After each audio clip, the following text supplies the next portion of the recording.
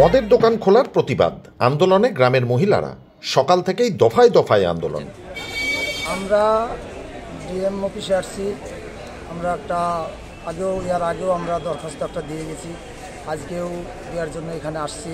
কারণ হচ্ছে আমাদের উত্তর নয়াপাড়া গ্রাম, সেখানে আমাদের মন্দিরের সংলগ্ন যে আমরা শুনতে পাচ্ছি যে একটা মদের দোকান চালু হবে।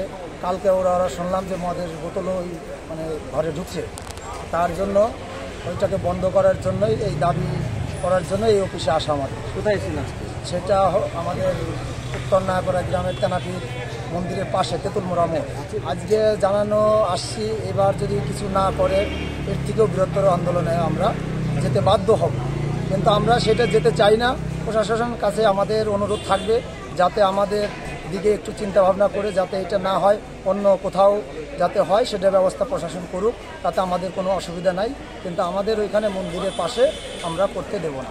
আন্দোলনের অঙ্গ হিসাবে শুক্রবার সকালে মালদার বামনগোলা ব্লকের মদনাবতী গ্রাম পঞ্চায়েতের উত্তর নয়াপাড়া এলাকার বাসিন্দারা প্রথমে মালদা নালাগোলা রাজ্য সড়ক অবরোধ করে বিক্ষোভ দেখান। প্রায় কয়েক ঘন্টা ধরে চলে এই বিক্ষোভ। ঘটনাস্থলে ছুটে আসতে হয় পুলিশ এবং আবগারি দপ্তরকে। তাদের আশ্বাসে অবরোধ উঠলেও আন্দোলন থেকে পিছু হটে আসেনি গ্রামের মহিলারা। অবিলম্বে সংশ্লিষ্ট এলাকায় মন্দির সংলগ্ন সেই মদের দোকান খোলার প্রতিবাদ জানিয়ে এদিনই মালদা জেলা শাসকের দ্বারস্থ হন গ্রামের মহিলারা।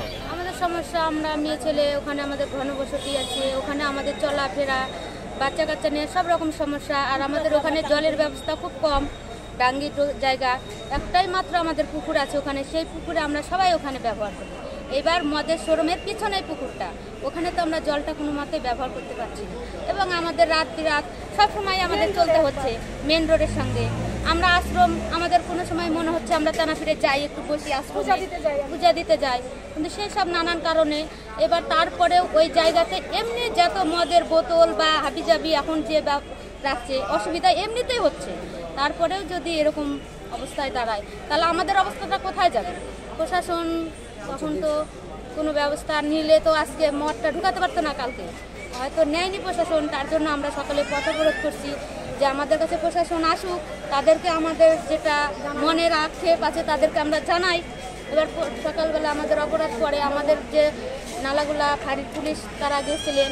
জেলা শাসকের দপ্তরের সামনে জমায়েত হয়ে একটি ডেপুটেশন তুলে দেন গ্রামের মহিলারা। ব্যুরো রিপোর্ট, সংবাদ বাংলা টিভি।